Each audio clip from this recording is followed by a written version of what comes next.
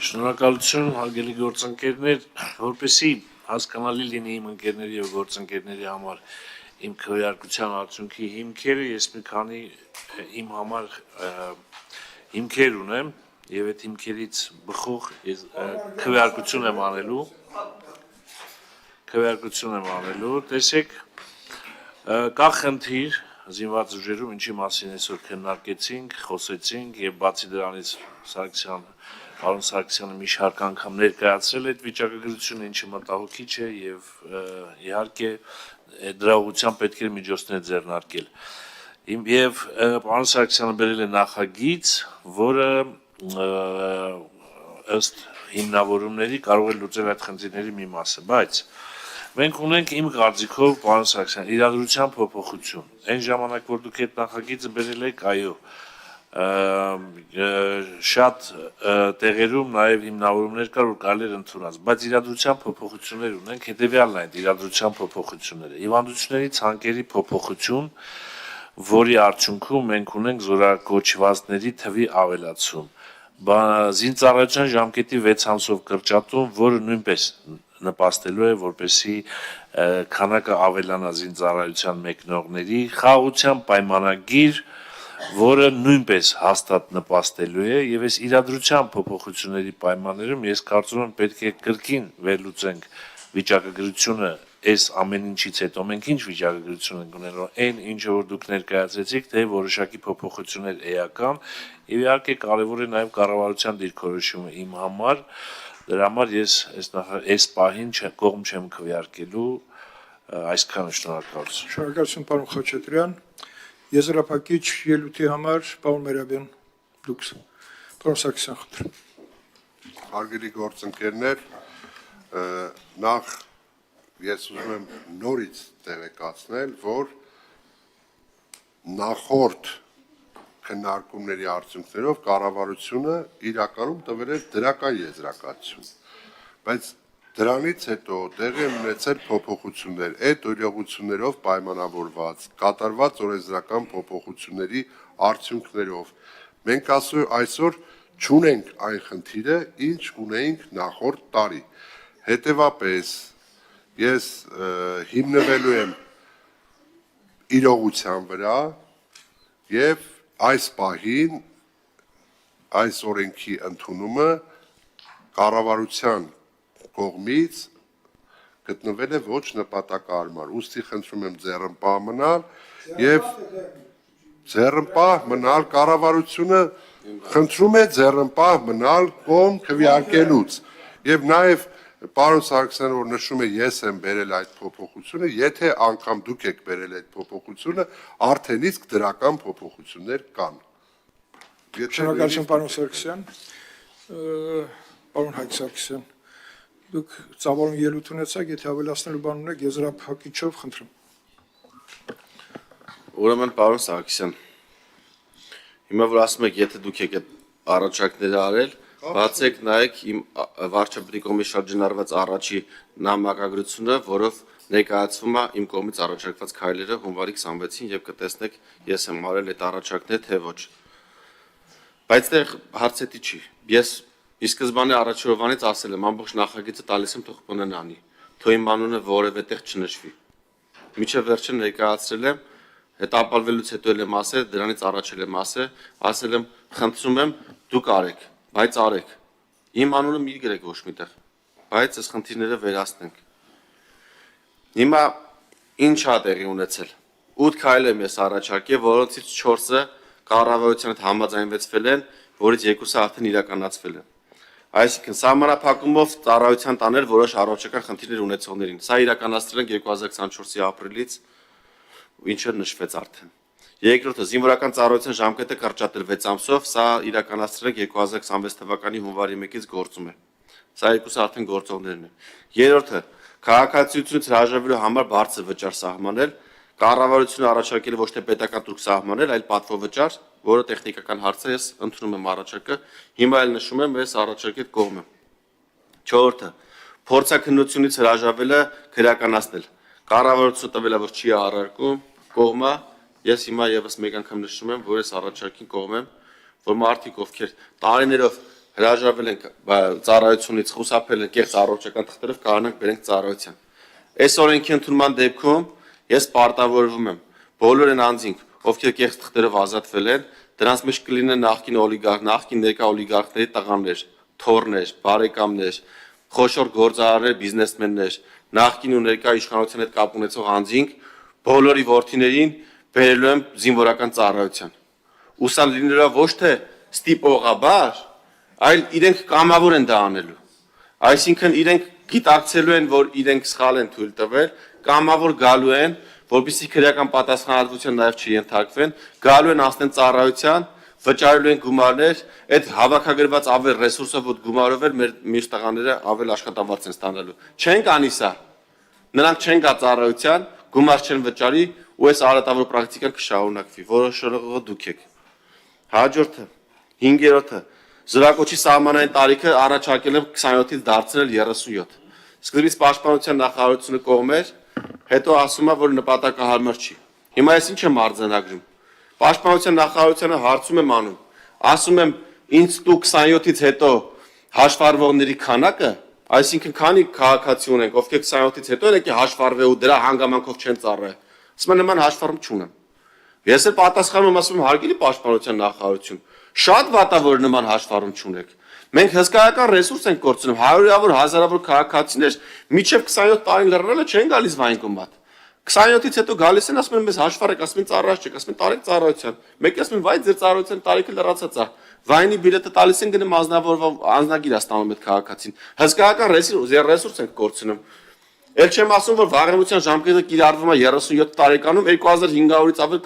կարճված քրեական գործեր ունենք։ Ասում եմ եկեք սահմանային տարիքը բարձրացնենք, սրա դեմը առնենք, ասում են ժամանակավրեպ է։ Արա ասում եմ ախպեր ջան, Իրանում մեր հարևան սահմանային տարիքը 40-ն է։ Ադրբեջանում 41-ն է, Թուրքիայում 42-ը։ Այս մեր հարևան պետությունները, որը որ մեր զորակոչի խնդիր չունեն, ոնց որ մենք ունենք, ոչ բնակչության թվի խնդիր ունեն, որ զորակոչի։ Իրանց մոտ սահմանային տարիքը 40-ն է, մեր մոտ 27։ Ասում եմ պիտի հակառակը լիներ, գոնե կամ մենք պիտի հավասարացնենք։ Ասում են չէ, նպատակարար չի։ Դե թող նպատակարար չլինի։ Քաղաքացիները շարունակեն վաղեմության գործերը, քրեական գործերը շարունակեն կարճվել, մարդիկ էլ չհաշվառվեն 27-ից հետո գան հաշվառվեն, ոչ ծառայեն, ոչ գումար վճարեն։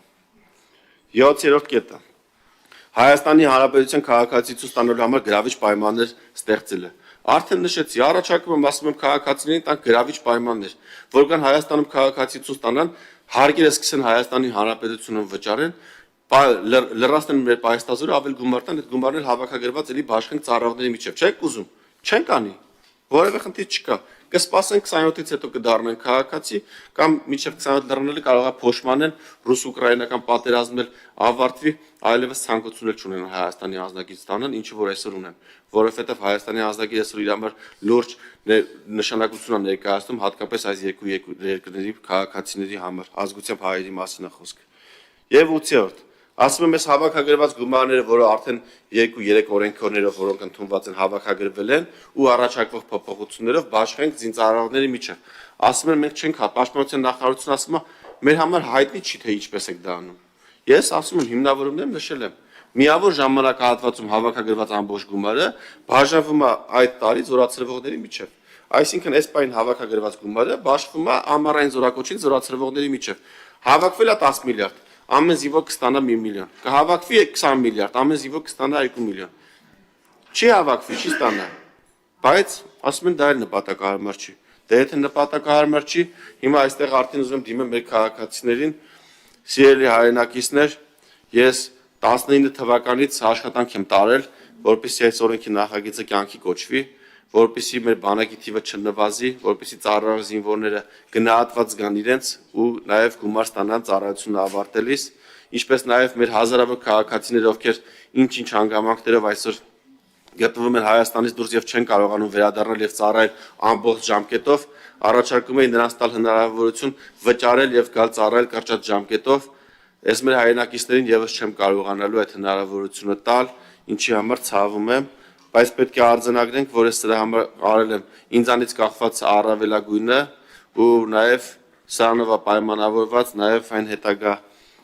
ընթացքը, որ տեղի է ունեցել, ցավոք սրտի շանսերը, որ իմ ազգային ժողովի պատգամավոր չլինելուց հետո այլ պատգամավոր կամ այլ մարմին նման նախագիծ կշրջանառի զրոյական եմ համարում, ինչով պայմանավորված բանակի թիվը չի աճի եւ չի դառնա այն, ինչը մենք երազել ենք ու ցանկացել ենք ու նաեւ մեր խոսքում բանավոր թե գրավոր դրա մասին պարտավորվել ենք, որ պետք է անենք։ Ցավոք սրտի պետք է արձանագրեմ, որ այս փուլում տարակուսած եմ ազգային ժողովի պատգամավորների վարքից ու ինչ վերաբերվում է պարոն Սարգսյան, որ ասում եք իրավիճակը փոխվել նախորդ անգամվա դրականից կամ պարոն Խաչատրյան, ճիշտ եք ասում։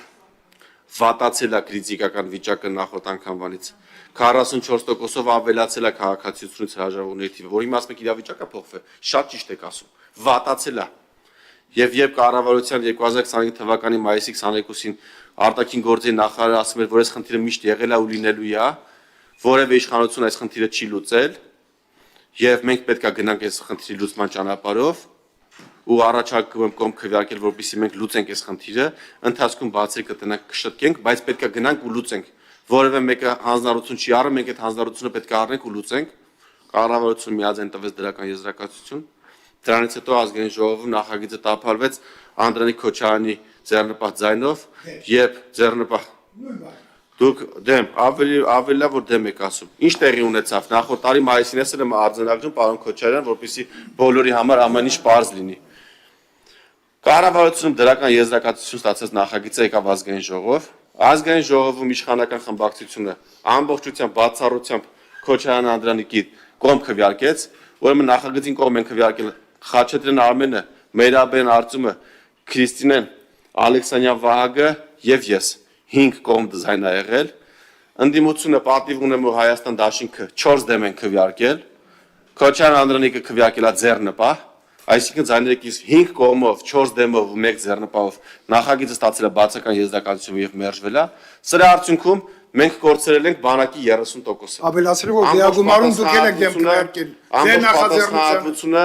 ընկնում է դեմ ու ձեռնպահ քվեարկած պատգամավորների վրա, ու մեր ժողովուրդը պետք է իմանա թե մեր հավանական թշնամիները կամ հակառակորդ համարող պետությունները ինչքան գումար պետքա ծախսեին, որ մեր բանակի թիվը 30%-ով պակասեր, դուք դա արել եք անվճար։ Շատ լավ, պարոն Սարգսյան։ Գիտակցված Դուք մեր հետ միասին դեմ եք քվեարկել։ Դա այլ խնդիր է։ Ես դեմ եմ քվեարկել մի պայմանով, Ինչով։ որովհետև խմբակցությունը ասել է դեմ եմ քվեարկելու, ամբողջ տաբլոյի վրա մենակ իմ կանաչ լույսը չվարվի, չասեն Սարգսյան Հայկը գետին հակառակագրում թիմին, ասել եմ այս պահին թիմի պես եմ քվեարկում, որովհետև իմ կողմ դեմ քվեարկելը նշանակություն չէ ունենում։ Ուներ շատ մեծ։ Իմ հսկայական աշխատանքը իմ տեսակետը ես պահել եմ, հիմա շարունակում եմ պահել, ու միջև վերջել պնդելու եմ։ Այն որ թշնամին պիտի միլիարդներ ծախսել, որ մեր զորքը 30%-ով պակասի, դուք դա արել եք անվճար։ Շատ լավ, շնորհակալություն, հարգելի գործընկերներ։ Իհարկե մեղադրանքներ հնչեցվեցին, քաղաքական շատ բովանդակալից ելույթ ունեցավ մեր գործընկերը, բայց օրենքը եւ սահմանությունը լրիվ ուրիշ բան են հուշում եւ իրադրության փոփոխությունը, որը չի նկատել մեր գործընկերը եւ չի բերել է նույն օրենքը, երբ որ մերժվել է մի անգամ նաեւ իր կողմից, հիմա մենք պետքա քվեարկենք այս օրենքը հանձնաժողովում ինչ եզրակացության կարժանանա, որից կբխի լիագումար նիստ ինքը կընդգրկվի թե ոչ։ Հարգելի գործընկերներ, քվեարկության եմ դնում Հայկ Սարգսյանի կողմից ներառված օրենսդրական նախաձեռնությունը հանձնաժողովում եզրակացություն ստանալու համար։ Ովքեր են կողմ, դեմ, ձեռնպահ, չանցավ։ Ստացավ բացական եզրակացություն, հարգելի գործընկերներ, քվեարկության եմ դնում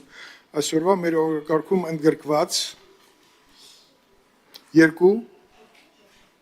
օրենսդրական նախաձեռնություններ դրական հասկանալի է։ Ուզում եք եկեք իմ տեղը, Տիկին Երմոլյան։ Չէ, ձեր մոտ ինչ-որ sense բան է կատարվում։ Նորից ուզեցի գործարանունը հնչեցնեմ, նորմալ է։ Դրական եզրակացություն ստացած օրինագիծը